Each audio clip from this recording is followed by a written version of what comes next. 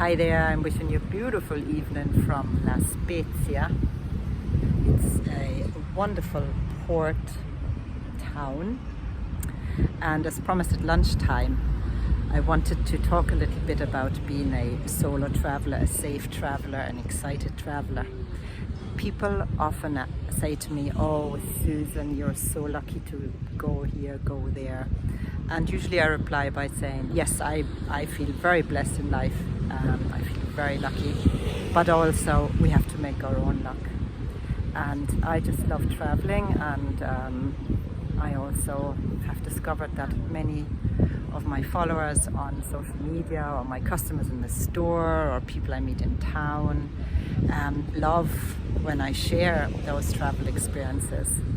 So here is some more of my travel bliss, and also some tips on how to be a safe traveler, solo traveler, female traveler, all of the above. And it really comes down to, first of all, a vision of what it is you want to experience in your travel. For me, I find it very hard to stay a full summer, in particular at home in Ireland, when it is grey and cold.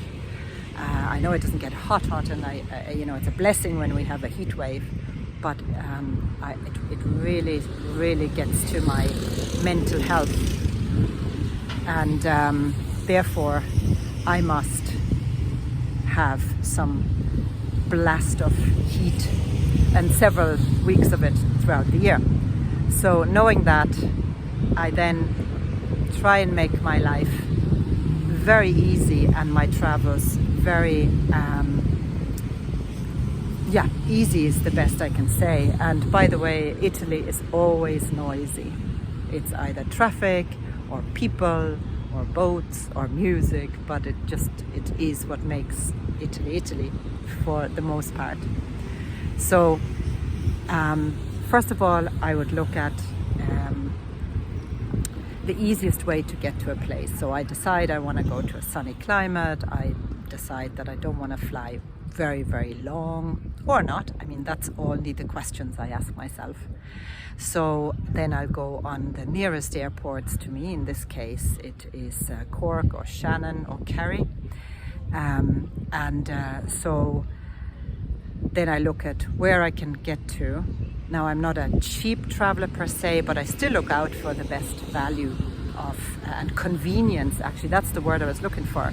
The most convenient way to get to do what it is I want to do, and safe, and also at a reasonable price if possible. But convenience I find really important, so therefore I don't only decide by price. So in this case, I decided that, this is super. There's a flight from Cork to Pisa twice a week. And Pisa is a super gateway to Tuscany, to Liguria, or to anywhere in Italy, because the public transport system and the trains in particular are really, really wonderful and so easy. Here's a note on trains in Italy. Make sure after you buy your ticket, to make sure that you validate it. If you buy them online or on these apps, you don't have to validate. But that's really something to ask someone that travels Italy, or ask me and I'll let you know. But basically, you buy your ticket. If it's printed out of a machine, you then on the platform have to stick it into a little printer where it's been, like Dublin, like our own train station, where you have to have it hole punched or date stamped. So that's really how I plan. Then I would look at maybe some of the travel platforms like Booking.com or something, and see what is available in accommodation. And again, looking at the easy to get to, easy to get from. Where do I want to visit, where I am, how far is there a bus stop, I like at times, I like to split it a bit between having a reception, because you can get really good information of how things work, and then maybe having a little apartment in a center, like we had rented an apartment in the old center of Lisbon some years ago, and it was really super, especially if there's if you're traveling with someone else. It's nice to have a little apartment, but also it's nice to have a reception desk where you can just ask the locals or people living there how things operate. So so this is what I decided to hear for Pisa. Then of course I tour the sites of Pisa, and always when I arrive in a new place, what I do from my accommodation is I feel this, I find my way out and back. So I would go outside the hotel or wherever I'm staying and find my bearings. Even in Istanbul, I went on to Istanbul some years ago on my own, very near the center, the Blue Mosque and Hagia Sophia and so on. But and there's all these little streets, and you can find this kind of layout in many places like Lisbon or Rome or anything. Take a map of the area or have your phone, which is always great to have. And there's the noisy ships. And then leave the hotel and look at landmarks. That's what I do. I look at the street signs or some landmarks, or if there is a big landmark near, like here in Pisa now, well, this is La Spezia, but in Pisa, which side of the big Arno River is the Leaning Tower, which side is the train station, where is the center, and where am I staying? And once I have my bearings, then I'm pretty okay to get to one of those places from which then I know how to get back to base. And what's really also important and taking a lot of stress out of travel, I find, is how easy is it to get to the airport, or to, usually we have to get to an airport. Do I know how to get there? Is there a shuttle? Is there a train? And I do this all in my planning stage, because I just don't want any headaches when I get there. And then, once you have all these main parts of your trip organized, book them, review them, and then arrive. And then once you're there, just feel your way around and ask. Never be afraid to ask people. If you want to find out something, if you want to go somewhere, you can, ask in restaurants, in coffee shops, and if we're patient and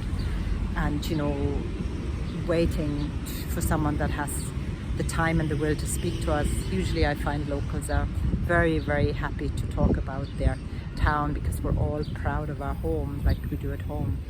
So so now I came back from Cinque Terre, and I have to change here for the train to Pisa, and I thought, you know what, I'll take an hour out because it's such a beautiful evening. And I remembered coming to this cruise terminal here. There's actually, I think there's a cruise ship behind me there.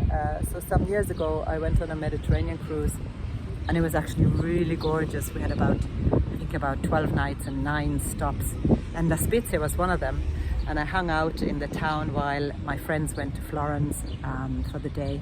And it's actually a really lovely harbour or seaside town. So coming back then, I had a faint idea what it looked like, and I strolled from the train station, about 20-minute walk here down to the port. And now I'll make my way back to the train station, where I'll hop on a train to Pisa, and from there then I will, I think, either walk back to the hotel. I've done so much walking today, but if not, I've actually downloaded the local transport app, and I could buy a ticket. I've asked my reception people to show me how to use it. Sometimes it's a bit tricky because you have a bit of local colloquium, and even though I do have a bit of Italian, it's a bit tricky at times with the local lingo. But she helped me figure it out, this lady in reception, or we figured it out together actually. So I can hop on a bus and validate again an app you know, and do that. So it's always, if you're into that, it's good to just find out how it works. It makes life so easy, because then you can concentrate on just having a good time and let go of the you know, the organization of things. So yeah, this is my part 1, or maybe 1.1 of how I travel and how I plan my trips.